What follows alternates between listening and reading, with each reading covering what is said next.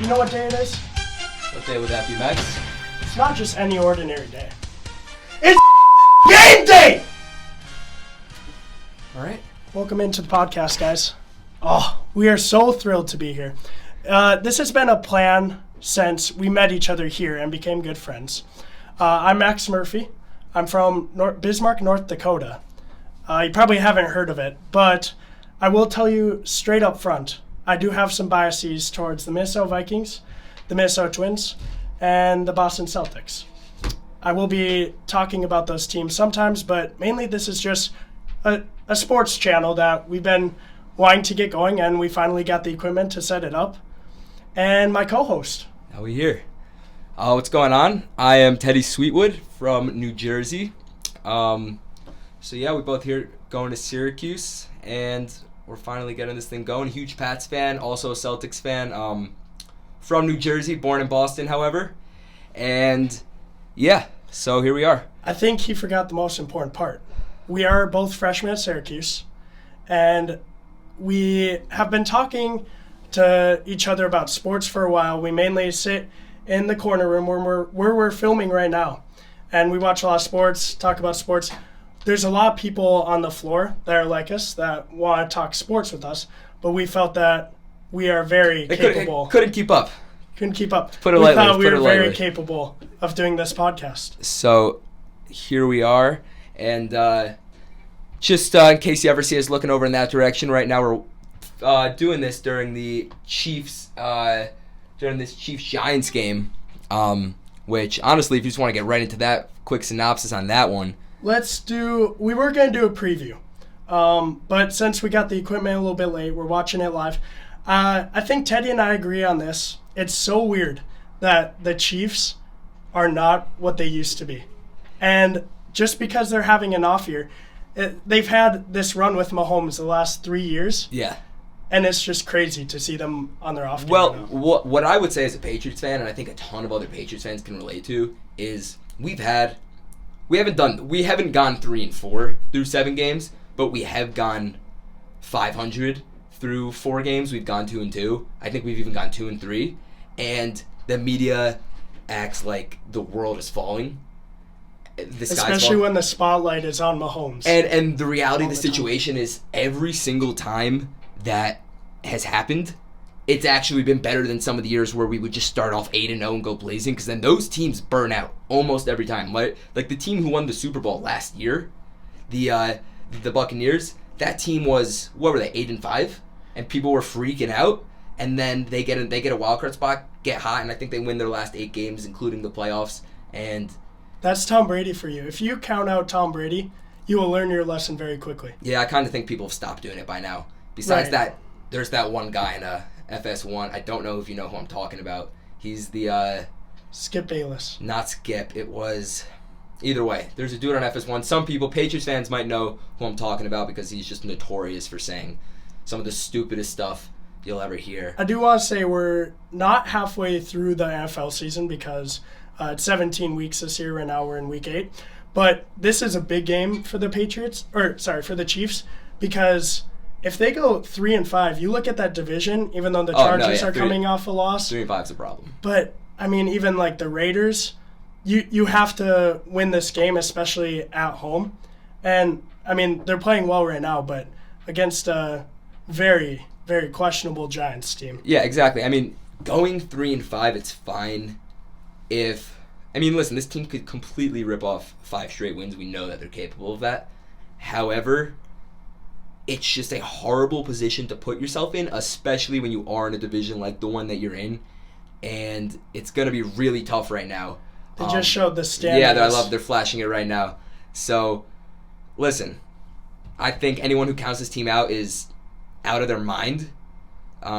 We kind of talked about that when Mahomes was struggling. I remember that conversation. We're just like, dude, it's Mahomes, it's Hill, it's Kelsey, all the other offensive weapons. However, that defense, you could take it almost from the Lions and the Cowboys last year. It's just atrocious. It's god-awful. So, listen, still though, I mean, you see Patrick Mahomes doing a couple retro Sam Darnold type of interceptions when he's getting tackled and throwing the ball up over his head.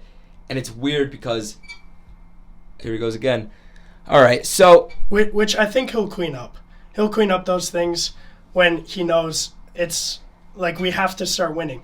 And that it's so weird about that defense because they have players. Like they still have Chris Jones and Tyrann Mathieu. No, yeah, they have names. It's they're just not in sync right now. It's very odd, but that's the NFL. That's how, we're coming off of the Jets getting a win versus the Bengals. We've seen them beat the Titans this year. I'm a Pats fan. I just watched my team beat that team by 1,000,000 points. So, and you won't hear us talking a lot about college football just because the NFL is so crazy where the Giants can beat the Jets can beat two great teams and anything can happen on any given Sunday. Yeah, I mean, you're just not going to see Liberty go up and knock off Georgia and Alabama, and Right. It just doesn't happen. And listen, we love college football. We are the home of the number one rusher in the nation. Sean Tucker, baby. Don't let him get overlooked. But he's getting overlooked by Kenneth Walker, but he did pass him last game. Yeah, so because of that, but we like college football, and we'll address it where we think it's appropriate, and Like in a little bit here, we'll talk about the Michigan State and Michigan game. However, I don't know if we started the podcast, if we introduced how we came up with this podcast name. It's called Floor 10 Sports. Yep. Because we live on Floor 10 in Syracuse, and we just thought, hey, we have group chats named after Floor 10. We got a fantasy football league named after Floor 10. Like, we had to bring that up, and I think it's important that we do that. So why don't we get right into? I'm gonna hype him up a little bit. This man is one of the best sports bettors you will ever meet in your life. Okay, from a guy who wagers $20 to $50 a bet, he's up. I won't give you guys the specific number, but a lot of money. So it's hard to prove that on a podcast. I'm definitely gonna stay humble about it because sports betting is one of those things.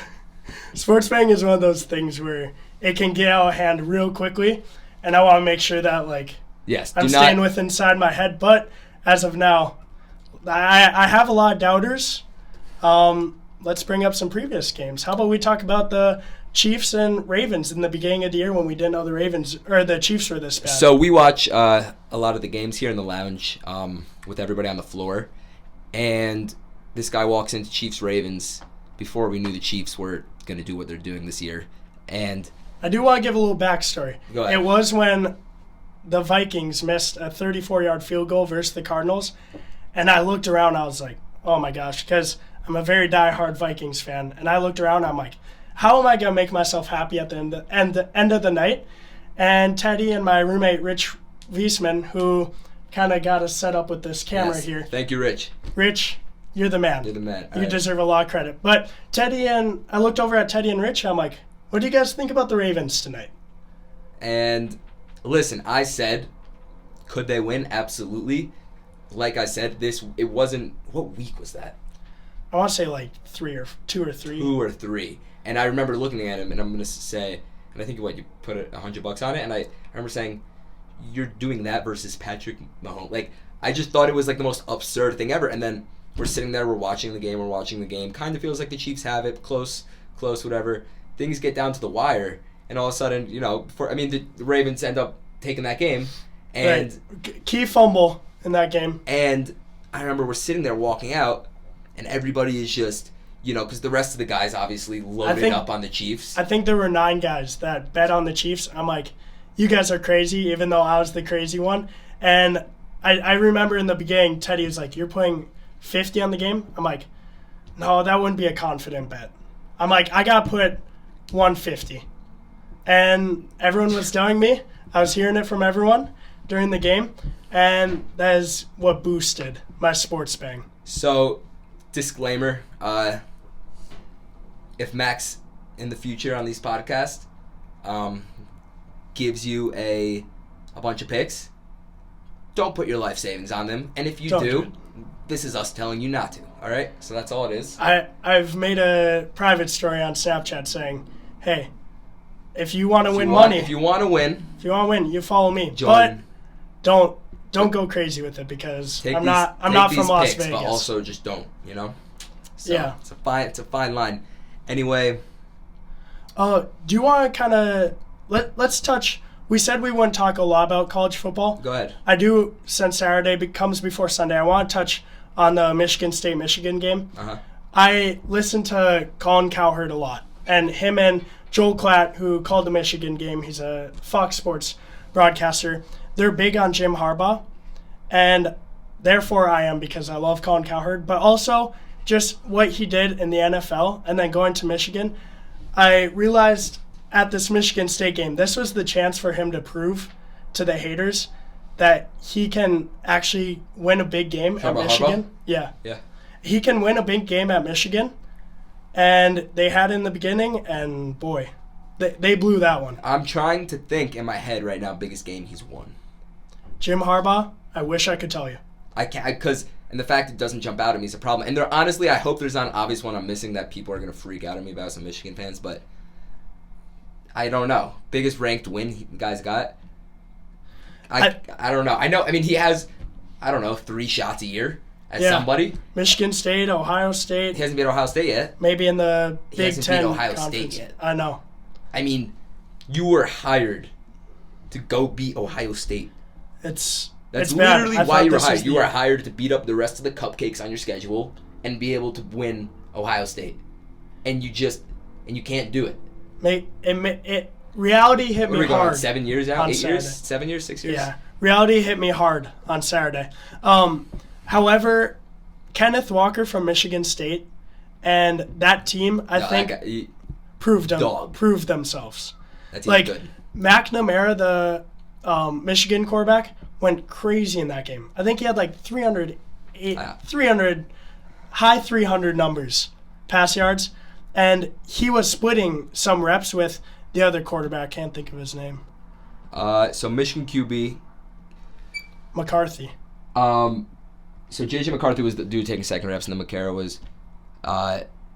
So he went 28 for 44, 383, 2 touchdowns and a pick for Michigan, and then J.J. McCarthy went 3 for 4, and it's 23 and a touchdown. It's always when Michigan gets in these close games where they just, like Jim Harbaugh, I don't know if you could blame this game on like the coaching, but like Michigan State is obviously very good, but you still have to like come through in those games. Yeah, no, absolutely. And do you have anything else to add on the Michigan State game? Michigan State game, all I will say is just regarding Michigan as a whole, okay, and I apologize, I'm a huge Tom Brady fan. We have to stop. I know that the world and the media wants them to be great. Every single year we go into the year, like this is it. Right. We have to stop. And as a top recruiting team. It's not fair. And they get all the recruits. Like who doesn't want to go to, I mean, they get, I would assume that they're top 10 every year. Right. Besides the SEC, they out-recruit a lot of guys. Yeah, so. Or a lot of teams. I would say including the SEC, they're top 10. Kids going there, 5-star. Like, they are as good as it gets and as big of a program, which is why every single year Michigan's huge. The millions. They got fans all over the country. And TV deals and stuff. It's like, while this was a big game for Michigan State, I don't think, first of all, they have a weak schedule to end the season. I don't think they can make it into the top 4. But I also don't blame the committee because look at these top 4 teams.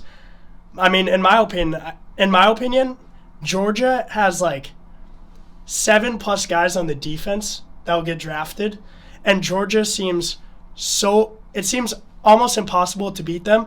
And then so I got Georgia 1, 2 Alabama, 3 Ohio State, and 4 Oklahoma.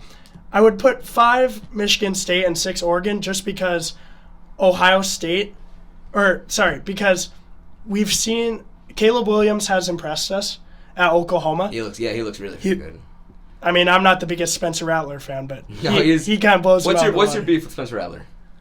I think just explain, because I think a guy like that, when you get so hyped up out of high school to come into Oklahoma and have to follow up. I'm not the biggest Baker fan, but have to follow up what Baker did and what Kyler did. And you saw it in like his first year when he came into the team last year. He's got so much stuff, but he makes such dumb-ass decisions. It's bad because you can't tell me they don't have some unbelievable athletes out there playing wide receiver. it just has to be something else that's going wrong. And that was his report coming out of high school. And there's videos because the kid obviously lived in front of the camera because he was pretty famous before the kid even got to college. Right. And people questioned that because he was a little bit of a dick during high school. And I think a lot of people saw that, and I think it could be a bit of a issue. The thing that made me so mad was when they somehow beat Texas. I bet on Texas that game, and I was like, Texas is going to beat them. Rattler's starting. And when they took out Rattler because the crowd was booing Rattler and they put in Caleb Williams, after the game, Rattler didn't even celebrate with the team. And I'm just like, dude. No, yeah. That shows why I wasn't ever in on you, but also shows like you as a character. Rip him to pieces. Go ahead. Shows you as a character. And you know what he's going to do, Tay? What? He's going to fucking enter the transfer portal. He should. I mean, I don't know. Listen, Spencer Rattler, if you want to come to Syracuse, actually, no. We're good with Garrett Schrader. We got Garrett Schrader. We got Garrett Schrader. If you don't know who that is, look at his highlights from the past 3-4 weeks. Dude's Cam Newton. Rookie Cam Newton on steroids times 10. No, I'm just kidding. Let's talk about, even though my betting has been pretty hot since I've been here, where was I very wrong with Syracuse? This past weekend? The quarterback decision. Okay, so take it back a little bit. Tommy DeVito, starting quarterback. He has been now. I think he would have been going into his second full season, right? Yeah. And so he would have been going to second full season last year. Whole COVID year, everything. He got injured last year, right? He got injured as well, but he did play. I want to say he played the first 4 or 5 games at least. And they were like 1-10 that year. Tommy DeVito looked very, very bad, and I like Syracuse football. My brother plays on the team, which I forgot to mention. So I've been watching them throughout high school. Here I am as a freshman now. So this is my 4th year watching these guys. And a lot of them, have been watching maybe for a year or two. They thought they were going to come to Syracuse, but, I've been watching forever. So I just was telling them, I was like, listen, we need an athlete out there. And obviously Tommy DeVito is an athlete. Don't get me wrong. The guy's... Right. But we want to state he did enter the transfer portal, and we wish him all the best. Like, he's got arm talent, and he's athletic. Absolutely. I don't think he was the right fit. We wish him the best. But with that being said, I'm done being nice now. Nothing. We are, what are 80 times better? What are we right now, though, record-wise? 4-3, 5-4? 5-4, I think. We're 5-4 right now. We are sitting at... Pretty close to the top of the ACC. How am I forgetting this? Who played the Liberty game? DeVito did. Best game of his career, I guess. I mean, one of them. But we might literally, we're not beating. I don't think we're beating Boston College because now that his boy Taj Harris left, who we loved. Wish you the best, Taj, too. But now that his boy Taj left, we don't have a receiver that's take the top off the defense, and if we do, he hasn't came out yet, and I was very wrong about Garrett Schrader. So anyways, I go to war with him and our camera guy, Rich, and about Tommy DeVito. And these guys were yelling at me that I was absolutely crazy. Schrader can't throw. Sorry, I just want to pause for 1 second. I do want to say this isn't what my voice normally sounds like. I will be coughing a little bit into the video, but just try and ignore that. What were you saying, Richie? That's definitely Rona. Huh? What were you saying? I love Garrett Schrader. Let me get that right, all right? Do you want to come say it? Come say it. I'm telling you guys, Garrett Schrader for Heisman. All right. At least. All right. At least. I'd say Sean Tucker for Heisman, but Garrett Schrader. Schrader's up there. I'm telling you. So anyway, on a serious note though, Schrader has been absolutely shredding. Schrader has been shredding. All right, I'm not going to say our nickname for him because we won't get monetized, but that's all right. Dude's a savage, and I'll tell you what, we'll get off Syracuse football now. Next year, this team's going to come back. You'll remember us saying it on this podcast. Very, very good, and I think ranked.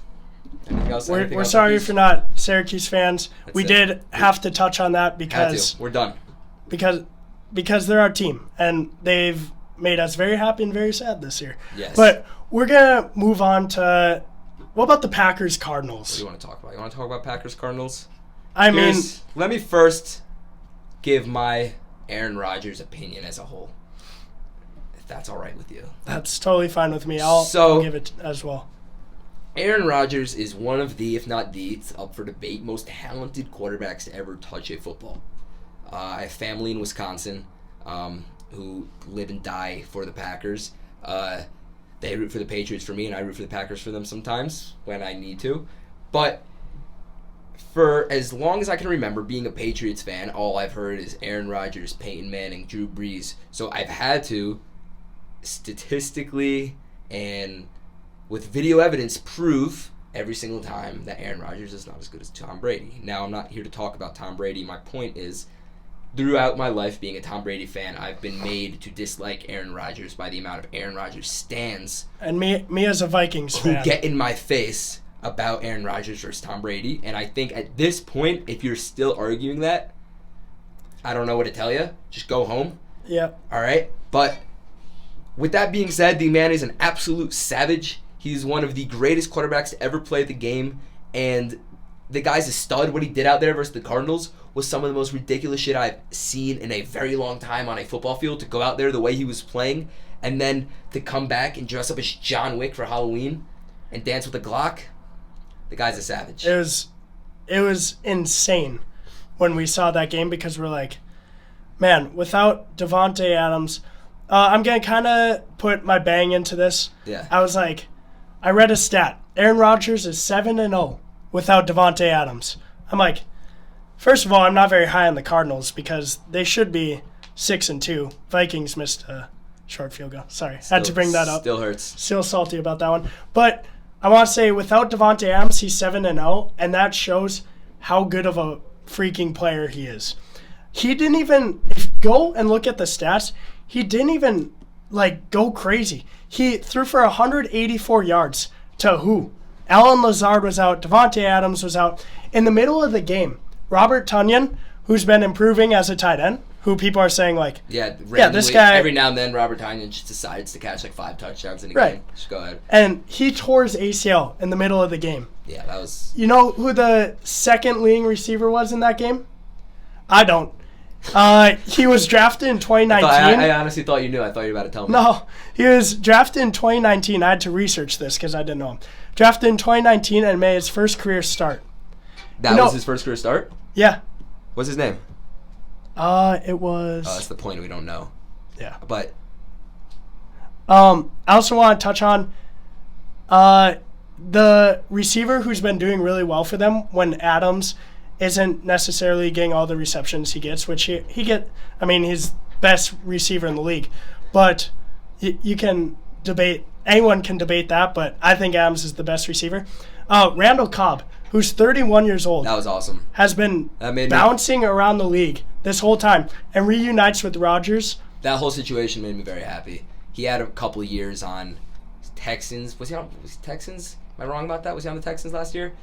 I can't remember what teams he's been on because I think he's been on 3 in the last. I know 5 he years. was on a few teams that weren't good. Yeah. And it made me sad because he's like, you can't tell the book of football without some of these Aaron Rodgers Packers teams and some of the crap we've seen those two guys connect on. What was that overtime bomb? Randall Cobb. God, I hope it wasn't versus Vikings. I don't think it was, but anyways, yes. The guy who's drafted in 2019, the second leading receiver, his name was Winfrey. Winfrey what? Didn't know him. His last name is Winfrey. Okay. I remember that. But I mean, just what Aaron Rodgers did. I took the spread in the game because I was like 7 points for Aaron Rodgers. I mean, that's a lot, but also people weren't expecting. They were +7? Yeah. Yeah. That's kind of absurd. For as good as Vegas is, that's kind of a ridiculous spread to ever put against Aaron Rodgers. You can put him on I was about to say you can put him on the Jets. So I guess that'll lead us there. I think my whole perspective on Aaron Rodgers changed after that game because I'm going to come out and say I'm a Aaron Rodgers. I respect him a lot. I'm kind of a hater because you acknowledge I'm a he's good at football. You right. just hate him. I respect him more than almost anyone, but what he did that game completely proved me wrong about him. Yeah. You have anything else to say about that? Considering the first game of the year versus the Saints, and then to completely turn it around when he's come out and said, hey, don't want to be at the Packers anymore. They don't help me out. We don't even have an owner. I want to end my career. Like, how don't you have an owner? That's But, rough. I mean, the Lions have an owner. But I want to end my career with a Super Bowl, and I don't think I'm going to get at the Packers. And the way he did it, I wasn't a big fan of, but it kind of shows who he is as a football player for him to say, it's my last year with the Packers. Let's try and do something, especially after that first game when they showed no heart. Yeah, definitely. So, showing some highlights right now. So, yeah, basically, and then I want to patch Chargers flashing on the screen leads me into it. Never bet on the Chargers against the Patriots, ever. Just a fun fact for you. 2018, we were -4. I believe we won that game 34-20. It was a blowout. The final score was not reflective of how how far apart that game was. Last year we were -2.5. Some may remember I'll stop saying we. The Patriots were -2.5. You gotta say we as a sports fan. I do. Yes, all right. I'll just say Patriots. Even though we're supposed to be more professional, now that we're talking on camera, we gotta say we. You gotta say, right. But with that being said, going in last year we were +2.5 with Cam Newton. That was a fun year. Sorry for the interruption there. We had the audio cut out. Resuming with the Patriots and Chargers game, you want to go back to what you were talking about with the Pats? Absolutely. I believe what I was getting into was expectations every time the Patriots have played the Chargers over the last few years. So I'll pick it up there. All I can remember is that we had a home playoff game, Foxborough. I want to say divisional round, but no, we didn't play in the wild card. It must have been it was the divisional round, I guess. That was the AFC Championship divisional round. Either way, we went in, sports media world, crazy. These guys don't have a shot.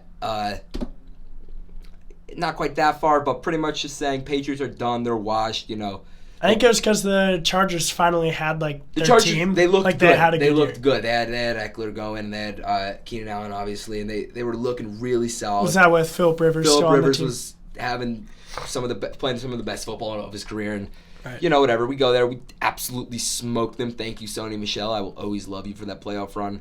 Last year, what I think this might have been where we cut off.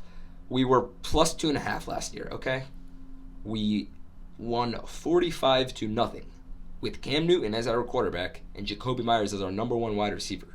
And if you're not a believer in Bill Belichick, okay, it doesn't mean Bill Belichick doesn't have to win 15 games a year without Tom Brady for you to talk about this debate, okay? And I don't even need to get into it right now. And there's a lot of great coaches. It's been proven that when they don't have that established good to great quarterback, I mean, you can only do so much because of how important playing.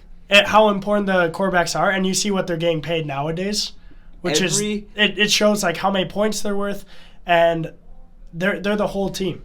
Every now and then, when Bill Belichick draws up a game plan and his troops go to battle and do exactly what he says, things like 54-13 to the Jets happen, and things like 45-0 happen, and things going into LA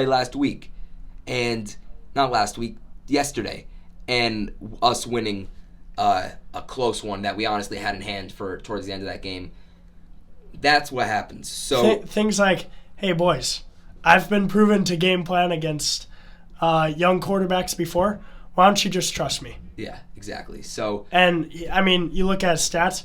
You can look up right now his stats versus young quarterbacks. It's well known that they just get shredded. And Justin Herbert is in his second year, but he's still shown he's proved he's a top 11 quarterback. Some people would put him top 10, 8. Yeah, but he still has those off games because he's learning and growing. But when you got to face Belichick, and that defense was very impressive yesterday, holding him to what was it? Not even 200 And I believe yards? it's Staley's their head coach, first year.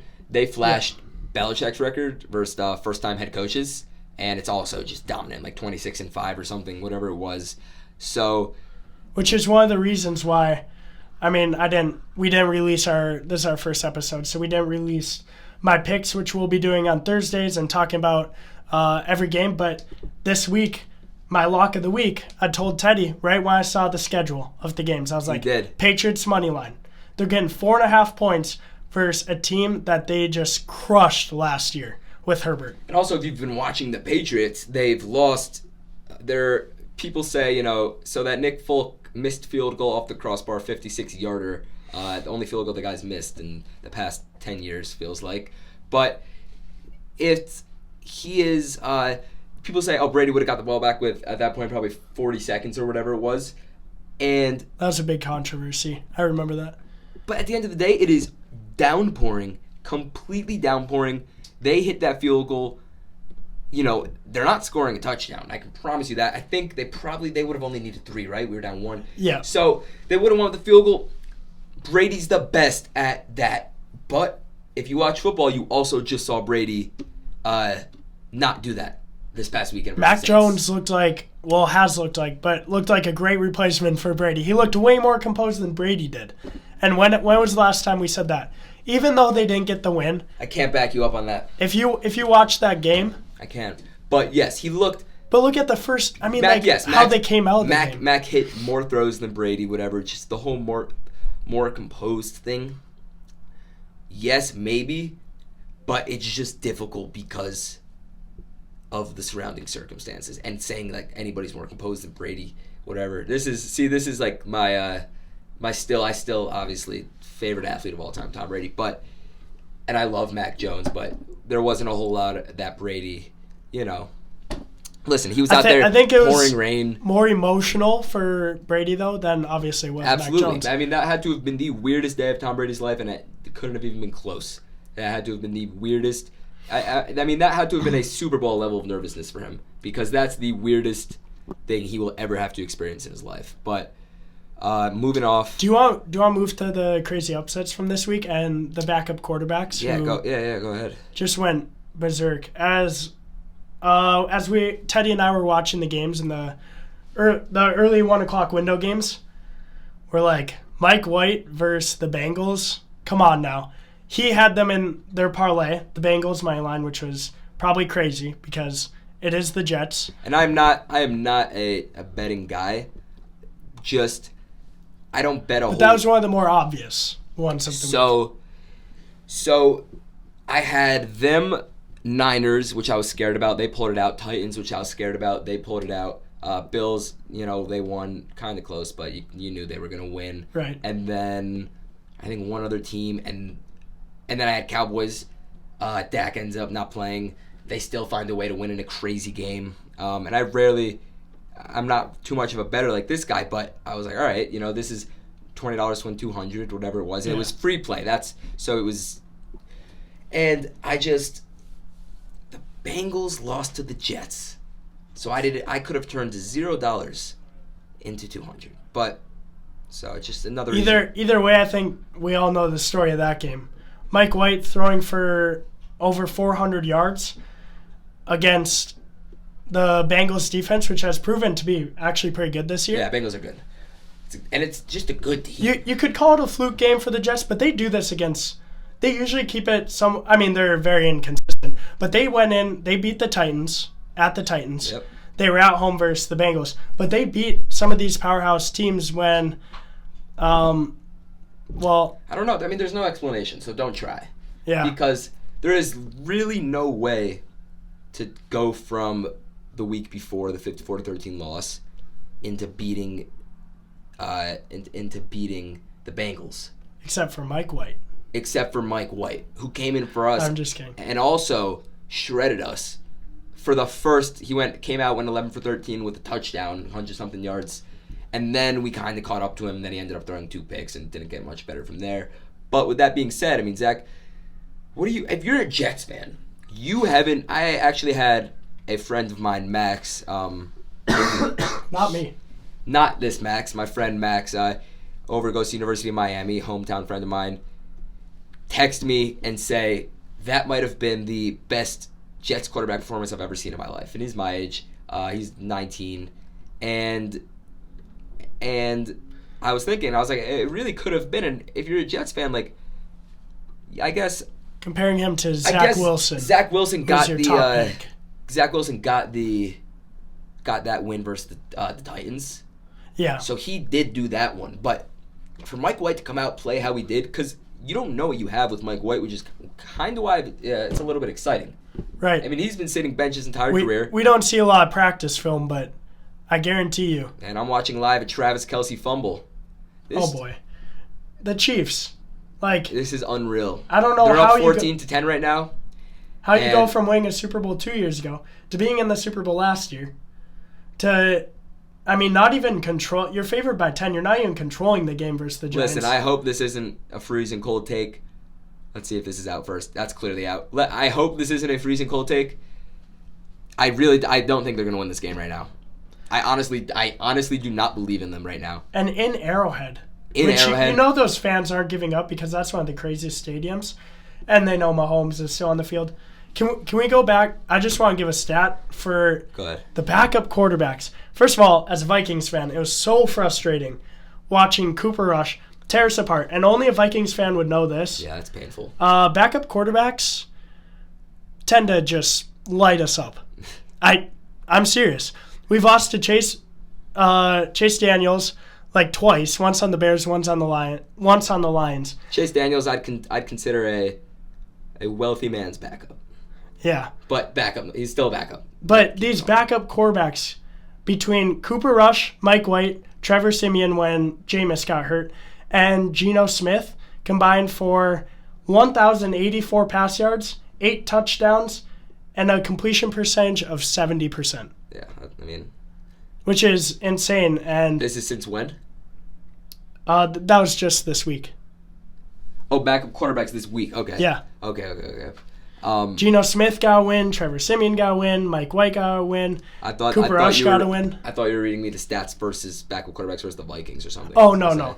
These were the stats that they put up this week, which, I mean, you've been all over media since Sunday if you're a football fan, and you've seen some of this stuff, but I just had to bring that up because it's insane that backup quarterbacks did that, and they all got wins. Absolutely.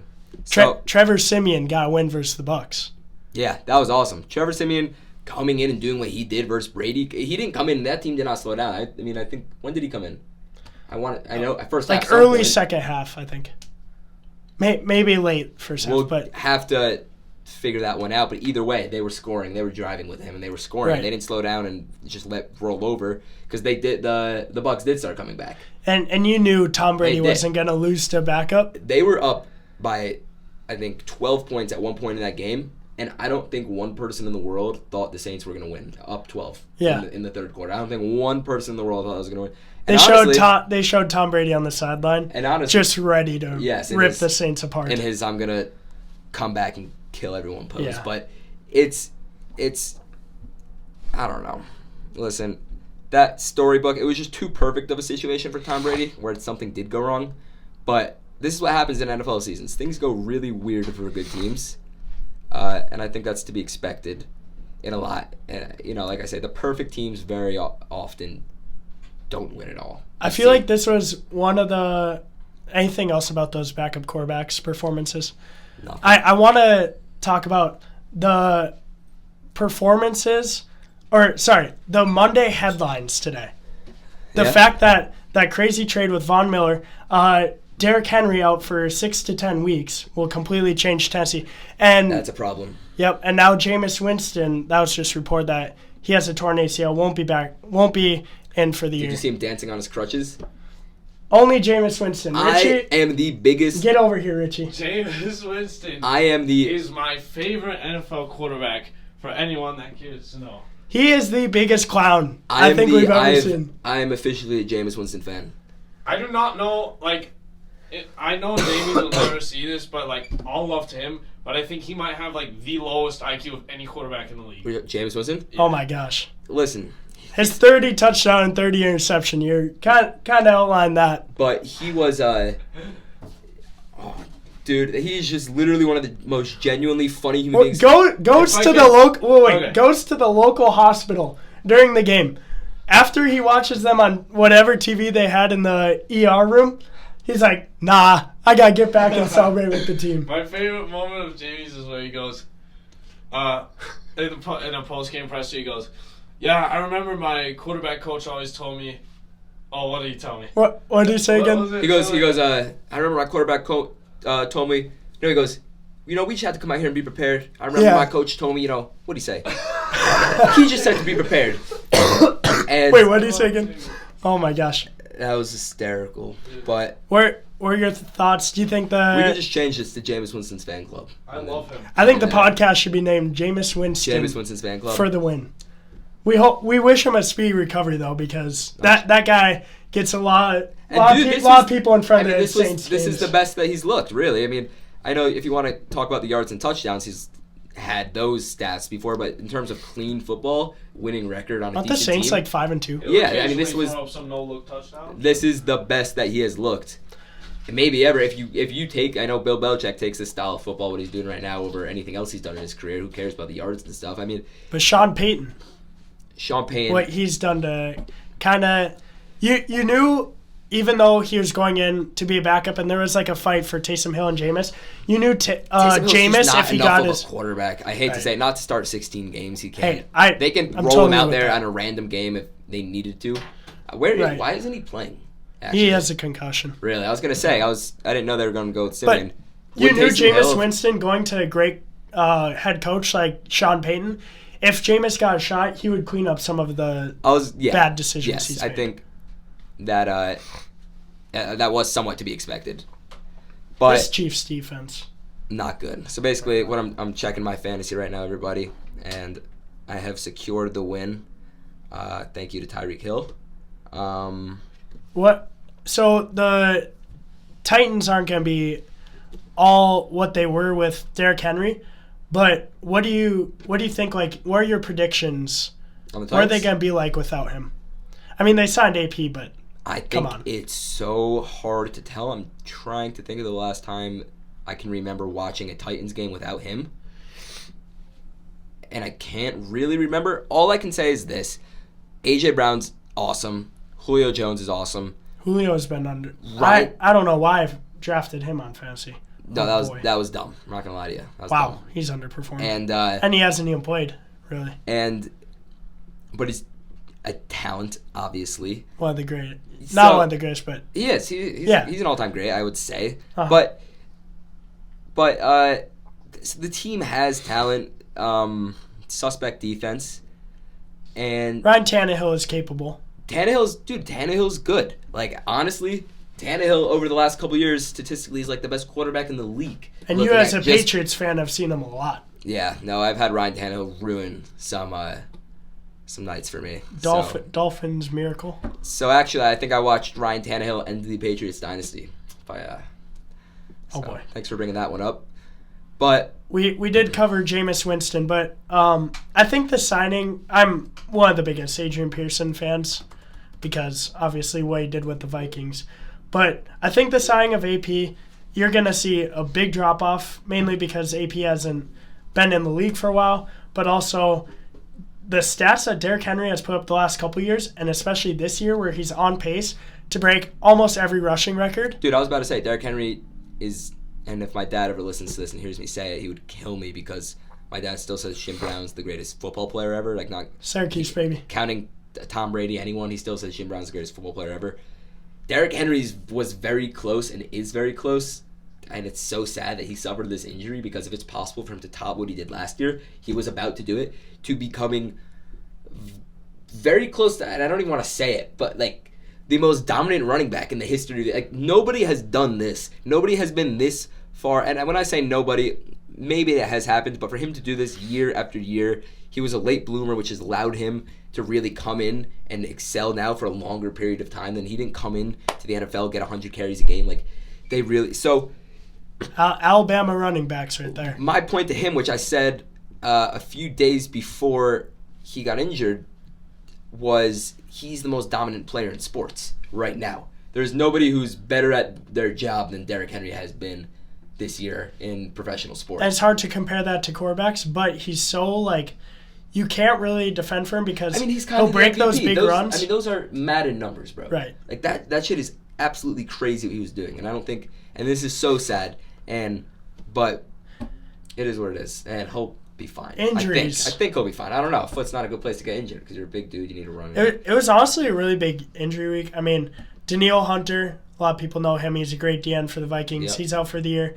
Oh, really? I didn't know that. Yeah. Jameis and Derrick Henry. Yeah. I mean, we see this every year, but it's still Yeah. very sad that It sucks. great players get taken out of the game. It's annoying. And, I mean, Derrick Henry will be fine for next year, but and then the Rams trading for Von Miller. You've seen it all over Instagram. Yeah, no. But 3 unreal Let me defensive see. players. The best D tackle, I'm pulling up the his best cornerback, stats. and one of the greatest, like, pass rushing linebackers there is. So what I'm pulling up his stats right now this year because I am not doubting Von Miller and I know how great he is. I haven't heard a ton. He's probably dropped off a He has little 4.5 sacks this year, and that's adding that at this pace. Not a math guy here, but he's gonna be good for probably somewhere close to 10 this year. Adding that to that defense is, I mean, that defense is already ridiculous. They have probably the 2 most dominant players in the NFL. Like the 2 most dominant defensive players in the NFL might legitimately be Jalen Ramsey. My personal pick for best defensive player in the league, and people are gonna get mad at me for this, is Myles Garrett. I've watched. He's unreal. I've watched a few games where like you don't just hear hype about him. Watch him versus the Vikings. A lot of times when I watch the Rams, and I love Aaron Donald. No, that's not true. I don't love Aaron Donald, but I respect the fact that he's good at football. Sorry to pause you. Giants just scored a touchdown. Evan Ingram.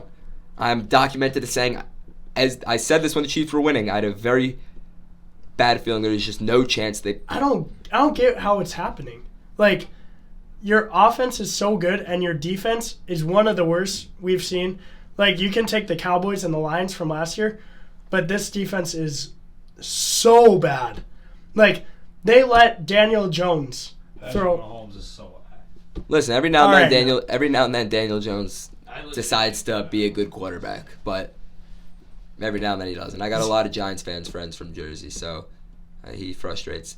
This was I've been saying this is his make or break year, absolutely. I think it's the. It should have been, in my opinion, it almost should have been last year, but it's too early. You got to give him this last year, especially with these receivers.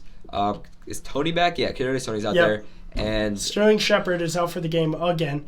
That Oklahoma receiver, Sterling Shepard at Oklahoma, was so good, and I was high on him when he entered the league. I just remember drafting him in fantasy. He has had productive years. He's very injury prone though. Yes, that's fair. He's had maybe I only know this because I live in New Jersey, and obviously the team's in my face anywhere I go. Right. But I will say Sterling Shepard has been good for that team a little bit. I don't know what he's been doing this year. And then Galladay, is he out there? Is he hurt? And Golden Tate is he No, still? Golden Tate's gone.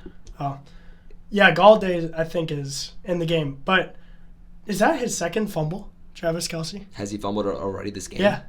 Wow, bro. I think that's his second. It's just I've never seen it. He's on my fantasy team. And Really? I'm about to beat Richie in fantasy if they hold up. And just so you know, I'm one and Chill out. what's the score? Oh, I have wait a 74 second. Win probability over you, buddy. I wouldn't go off the win probability. My 1-6 fantasy football team. I don't need to hear. It's a sleeper. I'm telling you. I want to go back to what you said about Daniel Jones, though. Talking about make or break years.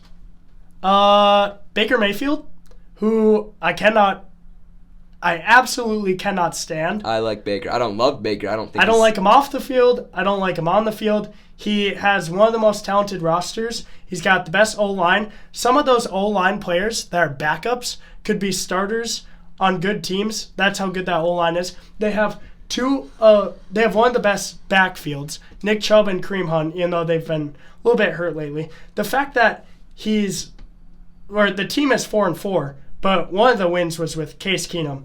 That's one of my hot takes because Case was with the Vikings. He's very capable. But Baker is... Honestly, just sitting here, I honestly just kind of changed my mind on the whole thing. Just I think drafting you're a honestly guy. right because You got such a good team. Look, even the defense. even the defense itself is insane. Dude, that Yes. entire roster, and you actually even just by saying the word roster, I really did think, I've been defending Baker for a while. I really just thought about it again. Like Jarvis, like what do you I'm think? happy that I'm out here Jarvis, proving- did Jarvis Landry just Changing all of a people's sudden become bad at football? Did think Odell Baker all of a did. sudden just start sucking at football? Right? No, these guys did Nick Chubb, whatever, like these guys are good and they're explosive and whatever, and clearly, as I'm sitting here, I changed my mind on the whole thing as we're looking at Kadarius Toney go out holding the right wrist. These guys are beat up. And A stat for Baker Mayfield, he started 7 games. He's 25th in the NFL in yards. He's only missed 1 game. 25th in the NFL in passing yards. 28th in passing touchdowns. 26th in quarterback rating with a 42.2. I mean, Baker, Teddy brought up a great Mac point Jones is yesterday better. when we were talking about Baker Mayfield. But the fact that they drafted him out of Oklahoma, there were some questions as to should he be a number 1 pick, but he did go in with Kevin Stefanski, who is the former Vikings offensive coordinator, and he did get them a lot of wins. He made them back to relevant. They got some receivers for him. Obviously, OBJ was the line for that. But ever since OBJ came to that team, OBJ hasn't done anything with Baker Mayfield or the Browns.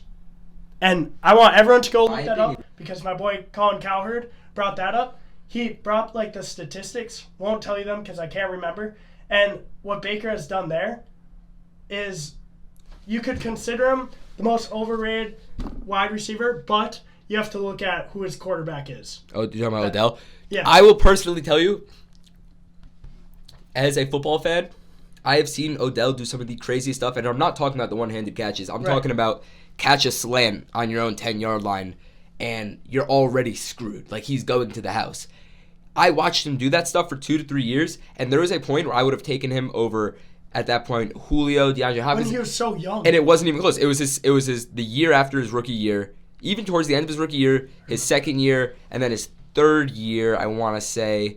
And then I think it started tailing off after then. But there was a point where he was by far, in my opinion, the best wide receiver in the league. And people are quick to say, oh, like the one-handed catch, whatever. Like, no, as somebody who not just that. As somebody who would legitimately say I do understand football very well, I honestly believe he was the best wide receiver in the league for a little bit. And I don't think it's just Baker. And that was with I think mentally was a quarterback who was out of his prime, Eli Manning. That was with just the quarterback problems that he had at the Giants, where he started going a little bit downhill as Eli got worse and he was getting injured.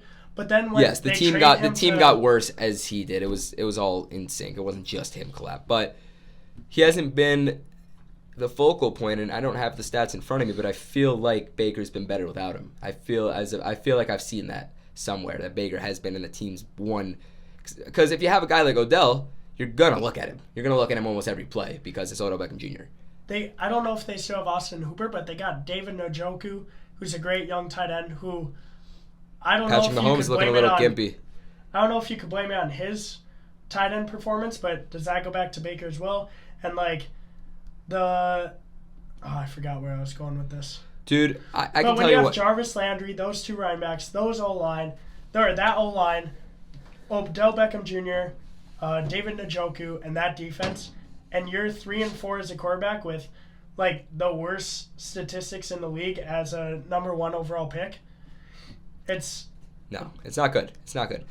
And they can still, that he can obviously figure it out, but I thought this was going to be the year where, and we watched them the first game, where he blew it versus the Chiefs. They were up big, and he couldn't finish in the end. He threw a pick on the last possession. They tried going toe-to-toe with the Chargers, which was one of the games of the year. He couldn't do it then. Now the Pittsburgh Steelers. It seems like when he faces good teams, he degrades, just like my boy Kirk Cousins, who can't get a big NFL primetime game win either. But Baker does underperform in big-time games. And that's the thing. Coming off of last year, they knocked the Steelers off in the playoffs, which, listen, the Steelers obviously aren't what they once were. Big Ben's not what he once was, but still a top call them. Do I call them top tier? I call them a top. Well, Mike Tomlin's never had a losing record. I call as a them top coach. 14, 13 team in the league every year, no matter what. Normally, they could probably be in the top 10 bubble. Not the past 2 years necessarily. Last year, they opened up, 11-0? 12-0? And then after that, then they just... TikTok boys. And I remember when... Chase Claypool. I remember Juju. we were...